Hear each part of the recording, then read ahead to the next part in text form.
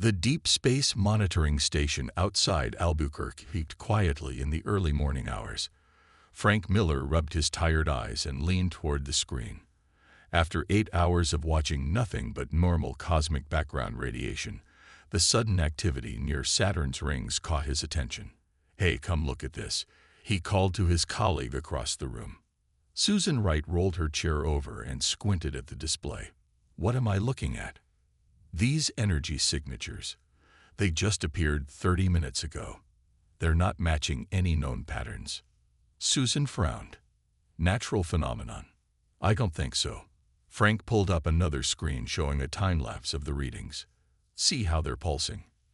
There's a pattern here. 5 pulses, pause, 3 pulses, pause, 5 again. Could be random." Frank shook his head. "For 3 hours straight, with the exact same intervals." He tapped a few keys, sending the data to their supervisor. "This isn't random, and it's not one of ours." Within 12 hours, NASA headquarters was buzzing with activity. The suspicious readings had been confirmed by 3 other monitoring stations. Something was hiding in Saturn's rings, something that didn't want to be easily detected but wasn't trying to stay completely hidden either. Dr. Lisa Johnson stepped off the helicopter at NASA's main complex, clutching her laptop bag against the wind. As the nation's leading expert in theoretical xenolinguistics, she'd been analyzing potential alien communication patterns for 15 years. She never expected to test her theories in real life. "Dr. Johnson, thank you for coming so quickly," said Director Paul Adams, meeting her at the entrance. "We've got everyone assembled in the main conference room." Lisa followed him through security checkpoints into a room filled with serious-faced scientists and military personnel. The atmosphere was tense but controlled.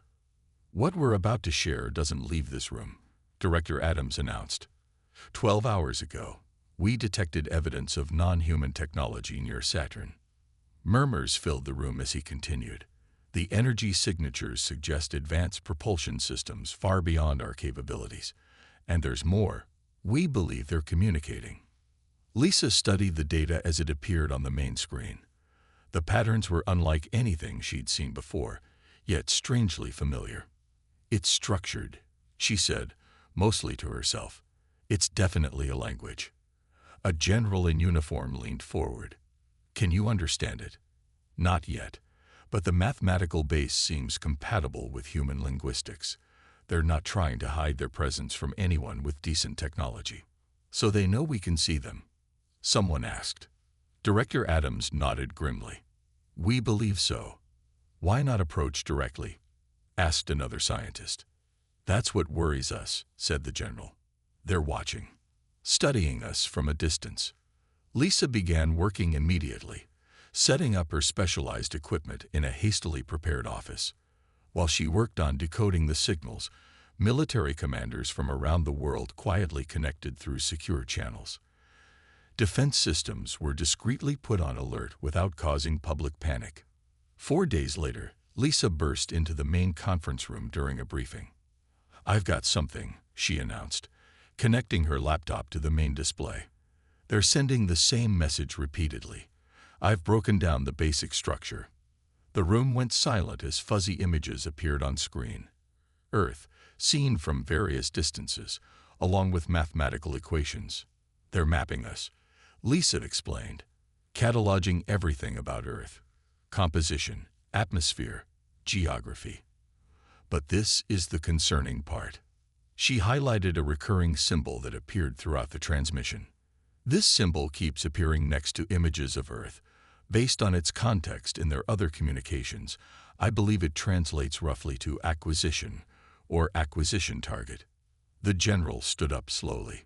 "You're saying Earth is being targeted for what exactly?" Lisa met his gaze steadily. "I don't know yet, but whatever these visitors are, they see Earth as something to be acquired." The visitors remained in Saturn's orbit, continuing their distant study. On Earth, humanity began preparing, quietly and desperately, for whatever might come next. 3 months passed with the alien fleet maintaining their position near Saturn. What had begun as a top-secret crisis was now common knowledge. After the initial global panic, people adapted to the new reality. Mysterious visitors watching from the edge of our solar system. At the United Nations, Ambassador Alan Parker led daily briefings on the situation. A career diplomat with salt and pepper hair and steady hands, Parker had been appointed head of the newly formed First Contact Commission. They haven't moved closer, but they haven't left either, he explained to the gathered representatives. Our best assessment is that they're gathering information before making their next move. Behind the scenes, Earth's military forces mobilize quietly under the command of General Maria Davis, a decorated veteran with 30 years of service. Davis coordinated global defense plans while hoping they would never be needed. We need to present a unified front, she told military leaders from 28 nations during the secure video conference. Whatever their intentions, we must be prepared. At NASA, Frank Miller continued monitoring the alien fleet. He noticed subtle changes in their energy signatures. They're powering up something, he reported to Lisa Johnson, who had become the lead researcher on alien communications. Not weapons, as far as we can tell. Looks like they're preparing to move. Lisa nodded, her eyes tired from months of analyzing alien transmissions. Their communications have shifted too. More complex, more frequent. Something's happening. The following day, sensors detected movement. The alien fleet was leaving Saturn's orbit. In the White House Situation Room, President Russell watched the live feed from deep space telescopes. Where are they going? Based on their trajectory. The NASA director paused. Jupiter. They're heading to Jupiter. The room fell silent. One step closer to Earth. At observatories worldwide, scientists tracked the aliens' journey. Their propulsion system defied conventional physics, covering the vast distance to Jupiter in just 14 hours. Dr. Olivia Price at the Arecibo Observatory called her colleagues with trembling hands. Did you see that? They just demonstrated technology at least a century beyond ours. The alien fleet settled into Jupiter's orbit, positioning themselves around the gas giant's moons. From this new vantage point, their scans of Earth intensified. Ambassador Parker addressed the UN General Assembly as images of the alien fleet near Jupiter appeared on screens worldwide. We must remain calm and united. We've established protocols for first contact, and we're broadcasting messages of peaceful intent. In the 3 months since first detection, Earth had changed. Countries normally at odds now shared intelligence and resources. Defense budgets skyrocketed. Schools added classes on xenobiology and potential alien cultures. Religious leaders offered varying interpretations of what the visitors might mean for humanity's place in the universe. At the Military Command Center in Colorado, General Davis studied simulation after simulation. If they're hostile, conventional weapons won't help us, she told her staff. We need to think differently. Scientists worked around the clock studying the limited data available on alien technology. In a basement lab at MIT, Dr. Sam Newman examined energy readings from the fleet. Their ships generate power unlike anything we've seen, he explained to his team. It's like they're harnessing quantum fluctuations directly. One evening, as Lisa Johnson was preparing to leave her office, her computer chimed with an alert. The alien vessels were emitting a new signal pattern, stronger and directed specifically at Earth. She quickly alerted the crisis team. They're sending us something different. It's more structured, more intentional. As teams worldwide began analyzing the new transmission, satellite monitors detected movement again. A smaller craft had detached from the main fleet and was accelerating. Not toward Jupiter's moons, not back toward Saturn, toward Earth. The waiting game was over. First contact was imminent. The news of an alien craft heading toward Earth spread faster than authorities could control it. Social media exploded with videos of people packing their cars, emptying grocery stores, or gathering in churches and temples. Some celebrated in the streets, holding signs welcoming cosmic visitors. Others hid in bunkers and basements. Frank Miller tracked the approaching vessel from NASA's control center. Current speed suggests arrival in approximately 18 hours, he reported to the emergency response team. "Any weapons signatures?" General Davis asked, her face tense on the video screen. "Nothing we can identify as weapons," Frank replied. "But that doesn't mean much. We barely understand their basic technology." Around the world, military forces moved into position. Fighter jets stood ready on runways. Naval vessels patrolled coastlines. Missile defense systems were activated but kept offline to avoid seeming hostile. President Russell addressed the nation from the Oval Office. "We face an unprecedented moment in human history. We do not know the intentions of our visitors, but we approach this encounter with both caution and hope." As the craft entered Earth's orbit, it slowed dramatically, positioning itself above the Pacific Ocean. It made no attempt to hide or evade Earth's tracking systems. "It's smaller than we expected," Lisa Johnson noted, studying the images. "About the size of a commercial airliner." "Could be a scout ship," suggested General Davis, "or an embassy vessel." For 12 hours, the craft circled Earth, making no hostile moves. Scientists detected intense scanning beams sweeping across continents, oceans, and cities. Then, at exactly 3:17 p.m. Eastern Time, every communication device on Earth, televisions, radios, phones, computers, activated simultaneously. Static crackled for 3 seconds before resolving into a clear, perfectly accented English voice. "People of Earth, we greet you from the Crax Empire, sovereign rulers of the Orion Arm. We have observed your civilization and find it suitable for integration into our domain." In the UN Emergency Chamber, Ambassador Parker and world leaders listened in stunned silence. The message continued. "Your planet possesses valuable resources and a functional biosphere. Your species shows intelligence despite technological limitations. The Crax Empire offers civilization advancement in exchange for resource access and loyalty." President Russell's national security advisor leaned in. "They're talking about colonization." The alien voice paused before adding, "A delegation will arrive at these coordinates in 72 hours to begin the integration assessment. Prepare your leaders to meet us. Resistance is unnecessary and will be met with correction." The transmission ended. Communication devices returned to normal operation, leaving billions of humans in shock. In Washington, the president convened an emergency meeting. "What exactly is integration?" he demanded. Lisa Johnson spoke carefully. "Based on their phrasing, it sounds like absorption into their empire. Not outright destruction, but not independence either." "Colonization," General Davis said flatly. "They're treating us like we treated indigenous peoples centuries ago." Ambassador Parker nodded grimly. "They're not asking permission. They're informing us." The UN Security Council voted unanimously to meet with the alien delegation. The landing site was chosen. A flat plain outside Geneva, Switzerland, neutral territory by Earth standards. As the world prepared, scientists noticed something curious.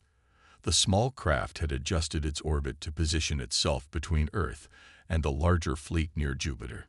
"It's like they're blocking any potential attack from us," Frank Miller explained, "protecting their main fleet while keeping us contained."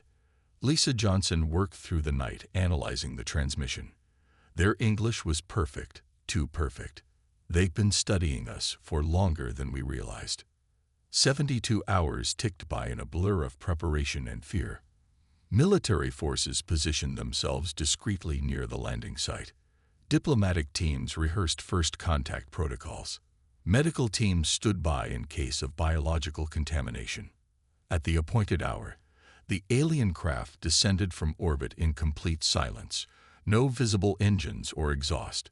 It hovered momentarily above the landing site before settling gently onto the grass. The door to humanity's future, or perhaps its subjugation, was about to open. The landing site in Switzerland had been transformed overnight.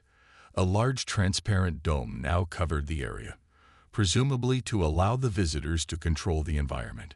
Inside, 2 long tables faced each other across an open space. The human delegation waited nervously, their faces reflecting in the polished surface. Ambassador Kate Wilson stood at the center of Earth's team. A veteran diplomat with silver hair and steady hands, she had been selected to speak for humanity. Beside her stood scientists, military advisors, and representatives from major world powers. "Remember," she told her team quietly, "we are equals at this table. We represent billions of lives." A seamless door opened in the alien craft. 3 tall figures emerged, walking with fluid grace toward the human delegation. They appeared humanoid but different. Their skin was iridescent blue, their eyes large and silver. They wore no visible protection, despite Earth's unfamiliar atmosphere. The tallest alien stepped forward. "I am Sentinel Zax, representative of the Krax Empire. We appreciate your cooperation." Kate nodded respectfully. "I am Ambassador Wilson, speaking for Earth's United Nations. We welcome peaceful dialogue." The aliens seated themselves with perfect synchronization. Sentinel Zax placed a small device on the table which projected holographic images between them. "Let us begin the assessment," Zax said. "We have monitored your civilization for 57 of your years. Your development is proceeding along predictable patterns." Images of Earth through decades appeared in the projection. Cities growing, forests shrinking, seas rising. "You knew about us all this time?" Kate asked, maintaining her composure despite her shock. "Of course. The Krax Empire catalogs all potentially useful worlds." Zax gestured casually. "Your nuclear weapons development triggered our initial interest. Any species capable of splitting atoms merits observation." The second alien, introduced as Examiner Vox, spoke next. "We have analyzed your conflicts, governance systems, and resource management. You are promising but undisciplined." Kate felt a chill despite the controlled temperature. "And what does that mean for Earth's future?" "Integration," said Zax simply. "The Krax Empire brings order to developing worlds. We provide technology, eliminate resource scarcity, and establish stability." "At what cost?" Kate asked directly. The third alien, Observer Nix, answered. "Resources, compliance, contribution to the Empire. It is a fair exchange." For hours, the aliens detailed their assessment of Earth. They knew everything: population statistics, military capabilities, political divisions, even cultural trends. They had been watching, learning, and evaluating humanity's worth to their empire.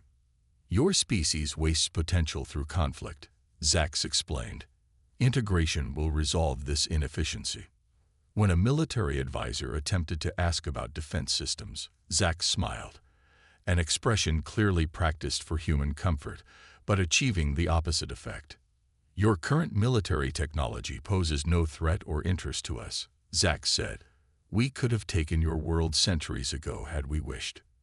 As the meeting concluded, Zax stood and announced, "You have 1 month to prepare your population and leadership structures for formal evaluation. We will return with assessment specialists to determine your integration category." "And if we decline integration?" Kate asked, standing tall despite feeling dwarfed by the alien presence. All 3 aliens turned to her with identical expressions of mild surprise. "That option is not available," Nix said softly. "No species has successfully declined. The alternative to integration is resource extraction without population preservation." After the aliens departed, Earth's delegation remained in stunned silence. The message was clear: join or be conquered. Back in Washington, President Russell received their report with grim determination. 1 month, he said. 1 month to prepare for an empire that's been watching us since the Cold War. Kate Wilson stared out the window at the night sky. "They're so advanced, yet so colonial in their thinking. They see us as primitives to be civilized, or resources to be harvested," added General Davis. In research facilities worldwide, scientists worked frantically to understand the limited data they had gathered from the meeting. 1 month to prepare for an evaluation that would determine humanity's fate. 1 month to find a way to survive. Navy Captain John Rivera had served 20 years in military intelligence before his current assignment at the Pentagon Archives. Most days were spent cataloging outdated operation files, important but routine work. Today was different. While searching for historical defense protocols that might help against the cracks, he discovered a file that shouldn't exist. Hidden behind a false wall in the oldest section of the archives, the dusty box was marked simply, Encounter 1952. John's security clearance should have granted him access to all military history, yet he'd never heard of this encounter. Opening the box revealed black and white photographs of a crashed craft unlike any terrestrial design. The accompanying documents detailed the recovery of both the vessel and its pilot from a remote area in Nevada. "This can't be real," John whispered to himself, though the presidential signatures and military authentications appeared genuine. He read further, his hands trembling slightly. According to the documents, the U.S. military had not only recovered alien technology, but had been studying it for over 70 years. John immediately contacted General Davis through secure channels. "Ma'am, I found something you need to see immediately." Halfway across the country, Dr. Olivia Foster was reaching a similar discovery through different means. As head researcher at the Quantum Physics Laboratory in Colorado, she had been tasked with analyzing the cracked ship's energy signatures. "These readings don't make sense," she told her assistant while reviewing the data. "The quantum signatures show distortion patterns that match." "Wait, that's impossible." She pulled up classified research her team had been working on for the past decade. Experimental quantum field manipulation technology that most of the scientific community considered theoretical. "The patterns match," she said in disbelief. "But how could they be using technology we've barely developed?" Digging deeper into restricted databases, Olivia discovered references to Project Starfall, a black-budget program that had been developing quantum technology since the 1960s, supposedly inspired by recovered non-terrestrial artifacts. Within 24 hours, both John and Olivia were flown to a facility buried deep in the Nevada desert, a place officially labeled as a weather monitoring station. Underground, they found a vast complex where scientists Sam Cooper and Diana Wells had been working on technology far beyond public knowledge. "Welcome to Starfall," Sam greeted them, leading the small group through security checkpoints. "What you're about to see has been America's most closely guarded secret for 7 decades. Diana added, "We've had help developing our understanding of quantum physics. Help from someone not from Earth." They entered a massive chamber where scientists worked around a central object, a partial hull section of an alien craft. Not cracks technology, something different. "In 1952, we made contact with a species called the Oraxian," Sam explained. "Their scout ship crashed. The pilot survived long enough to communicate and share knowledge before dying from injuries."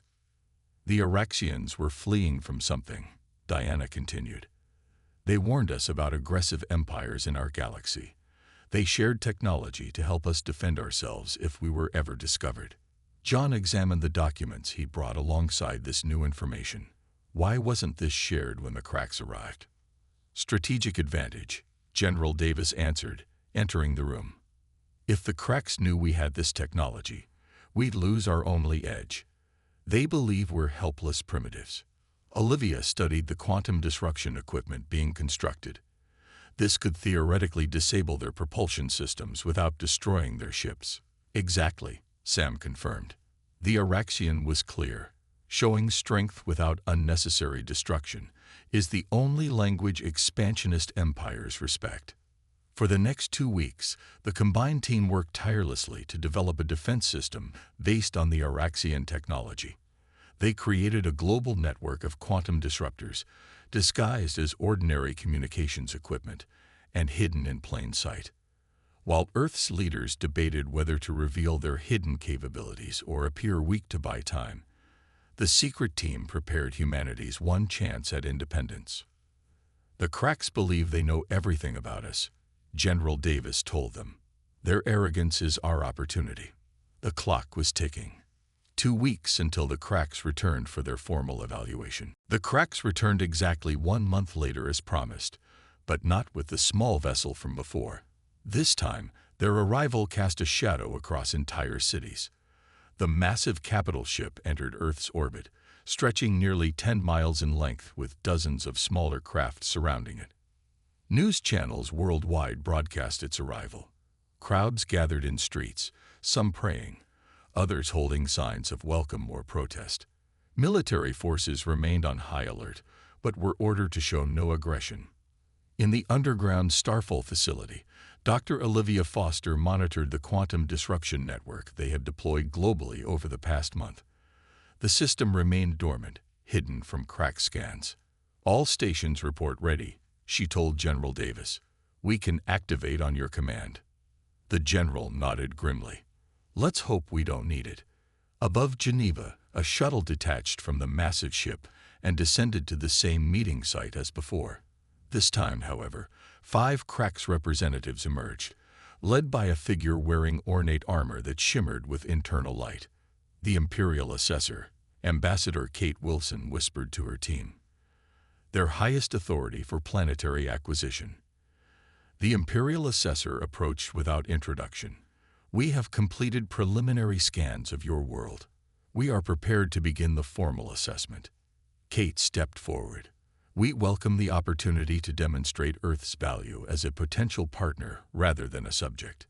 The assessor made a sound that might have been laughter. "Partnership is not being offered. Your civilization ranks as Class 3, valuable for resources and biological diversity, but not advanced enough for equal status."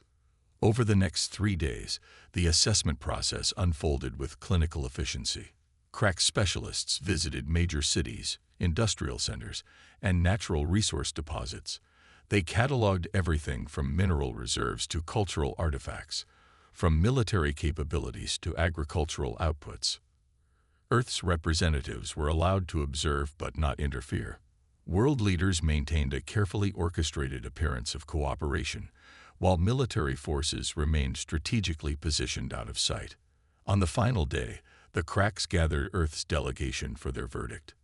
"Earth will be designated a resource colony," announced the Imperial Assessor.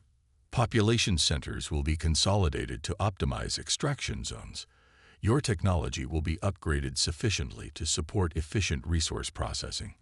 Approximately 60% of your current population can be accommodated in the designated habitation areas." A stunned silence fell over the human delegation. "And the other 40%? Kate asked, her voice steady despite her horror. "Relocation to labor colonies on developing worlds," the assessor replied casually. "Many find the experience quite educational." Kate exchanged a subtle glance with General Davis, who touched her earpiece briefly, the signal they had arranged. "When will this process begin?" Kate asked, buying time. "Immediately. Consolidation ships are already positioning themselves in your atmosphere." The assessor activated a holographic display showing massive vessels deploying around the globe. Resistance would only reduce the sustainable population percentage. Kate straightened her shoulders. "We understand. We request 12 hours to inform our people and begin preparations." The assessor seemed pleased by the easy capitulation. "Granted. Your cooperation will be noted favorably."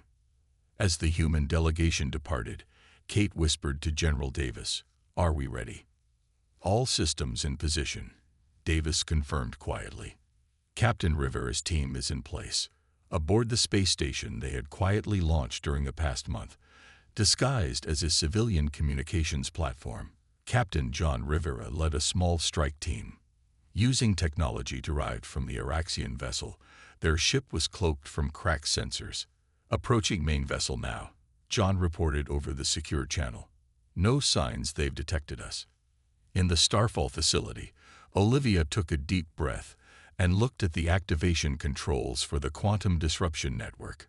Everything they had worked for came down to this moment. Humanity's one chance to change the rules of a game they were supposed to lose. "On your command, General," she said. General Davis looked at the president, who nodded solemnly.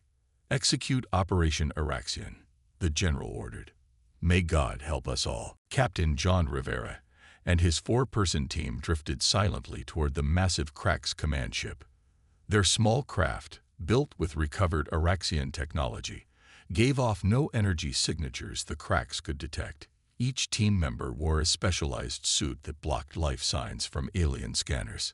Approaching entry point, whispered Lieutenant Kelly Ryan, his navigation officer. 30 seconds to contact. John checked his team one last time. They carried no conventional weapons, only small devices designed by Dr. Foster's team. Remember, John told them, we're not here to fight. Place the disruptors and get out. Their craft touched the hull of the Cracks ship, attaching itself like a remora to a shark. Special cutting tools created an opening in the alien metal, allowing them to slip inside undetected. Meanwhile, on Earth, Dr. Olivia Foster sat before the quantum disruptor control system. Her hands moved across the activation sequence as technicians confirmed global readiness. All nodes reporting green, called out Diana Wells from her station. Quantum field stabilized. Olivia glanced at the countdown clock, synchronized with Captain Rivera's team. Activation in 5 minutes. In Geneva, Ambassador Kate Wilson continued discussions with the Imperial Assessor, maintaining the illusion of cooperation while watching the clock. We've prepared population manifests as requested, she said, sliding documents across the table. Our people are being informed of the relocation process. The assessor seemed pleased. Excellent. Your species shows wisdom in accepting inevitable progress. Inside the Cracks command ship, John's team moved through shadowy corridors, placing small disruptor nodes at key junctions. The alien vessel was largely automated, with few crew members present. Those they encountered were avoided using the Araxian cloaking technology. Final node placed, reported Sergeant Ben Collins through their secure channel. Beginning extraction.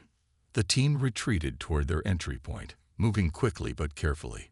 Just as they reached their craft, an alarm sounded throughout the Cracks vessel. We've been detected, John realized. Everyone aboard now. As they scrambled into their craft, John activated his emergency communicator. Foster, we're compromised. Activate now.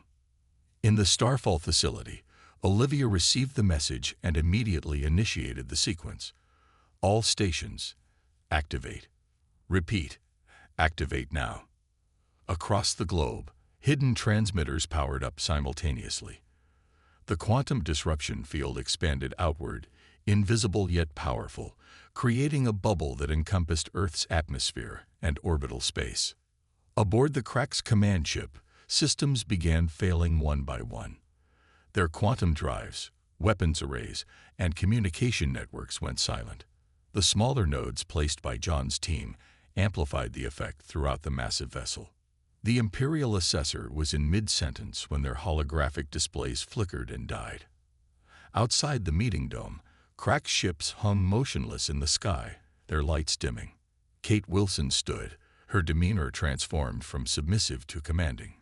Your systems will remain disabled until we complete our discussion. You are not in danger, but you are no longer in control. The Assessor's silver eyes widened in genuine surprise. Impossible. Your technology cannot, or should not. Kate interrupted. Your empire isn't the first to visit Earth. You're simply the first to threaten us openly. On the main view screen, now connected to Earth systems rather than Cracks technology, an image appeared of Captain Rivera's team returning safely to Earth's orbital station. President Russell's voice came through clearly. Imperial Assessor, we preferred peaceful first contact. You chose intimidation. Now you understand that was a mistake. The quantum disruption field held the entire Cracks fleet in place, functioning enough for life support, but incapable of weapons use or faster-than-light travel.